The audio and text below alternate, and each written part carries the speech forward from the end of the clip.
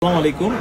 আজকে আমাদের কিন্তু ঈদের অফারের জন্য মোটামুটি আমি ঈদের আগে আপনাদেরকে কথা দিয়েছিলাম যে ঈদের সময় আপনারা আমাদের মোবাইল ক্লাব থেকে যদিও রেগুলার প্রাইসটা আমাদের অনেক ডিসকাউন্টে থাকে, তারপরও ঈদের আগে কিছু স্পেশাল অফার দিব।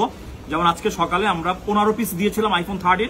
আপনাদের কাস্টমারদের এত পরিমাণে রেসপন্স, অলরেডি আমাদের 15 পিসের মধ্যে 11 পিস সোল্ড।